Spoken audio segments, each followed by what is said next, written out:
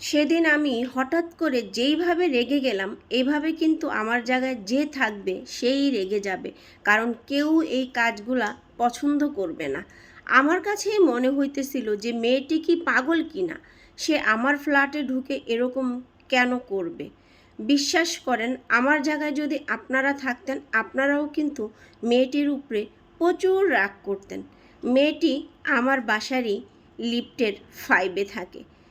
সে কিন্তু প্রায় দিনেই আমার বাসায় আসে। আসার পরেই সে আমার ঘরে ঢুকলেই বড় বড় দীর্ঘ নিঃশ্বাস ছাড়ে, আর তার চোখে পানি টলমল করে, আমার দিকে মলিনভাবে তাকিয়ে থাকে। আমি একদিন জিজ্ঞাসা করলাম যে ভাবি, কি হয়েছে আপনার? আপনি যখনই আমার বাসায় আসেন দীর্ঘ নিঃশ্বাস ছাড়েন, আপনার চোখে পানি টলমল করে। সে আমাকে বলল, ভাবি, আপনি অনেক সুখে আছেন না? আপনার মুখ দেখলেই বোঝা যায় আপনার সংসারটা কত সুন্দর, মাশাল্লাহ, পরিপাটি। আমি তাকে অবাক হয়ে উত্তর দিলাম, কেন? আমি আলহামদুলিল্লাহ ভালো আছি। কেন, কি হয়েছে? তখন সেই ভাবিটা আমাকে উত্তর দিল যে সবার কপালে সুখ সয় না, কিছু কিছু মানুষের জীবনে কোনোদিন সুখও পায় না। তাকে আমি বললাম, কেন, কি হয়েছে? বলল, আমার হাজবেন্ড প্রবাসে থাকে, আর আমি আমার শ্বশুর শাশুড়ি ননদ আর 2টা বাচ্চা নিয়ে থাকি। বাসায় কোনো কাজের বুয়া নেই, সমস্ত কাজ আমারই করতে হয়।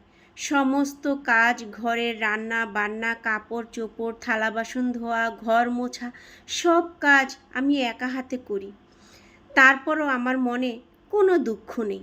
যখন আমার সন্তান 2টাকে আমি খাবার খাওয়াইতে বসি, তখন যদি আমাকে ডাক দেয় আর আমার সন্তানের মুখের খাবারটা রেখে আমার কাজ করতে যেতে হয়, তখনই কিন্তু ভাবি আমার সব থেকে বেশি কষ্ট লাগে।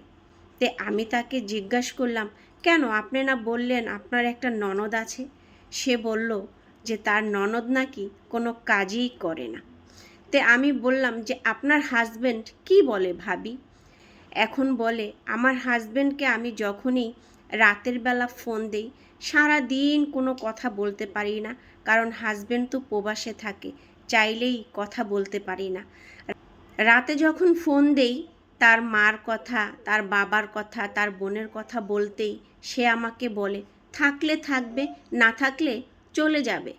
2টা ছেলেকে নিয়ে আমি কোথায় যাব বলেন? আমি ভাবিকে বললাম যে আপনার স্বামী আপনার সাথে কেন এরকম খারাপ আচরণ করে? ভাবিটা বলল যে সে আমার সাথে সব সময় এরকম খারাপ ব্যবহার করে।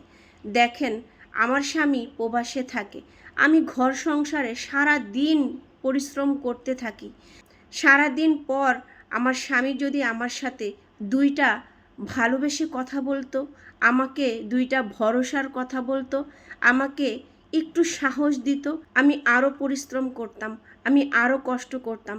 কোনো পরিশ্রম, কোনো কষ্টই আমার কাছে কষ্ট মনে হতো না। দিন শেষে হাজারো কষ্টের পর যখন স্বামীর কাছে ফোন দেই, যখন স্বামী বলে থাকলে থাকো, না থাকলে চলে যাও, আরও খারাপ ব্যবহার করে, আরও অনেক ধরনের খারাপ কথা বলে, তখন মনে চায় যে সন্তান 2টাকে নিয়ে মরে যাই ভাবি। এই কারণেই আমি আপনার রুমে আসলে আপনার দিকে তাকিয়ে থাকি।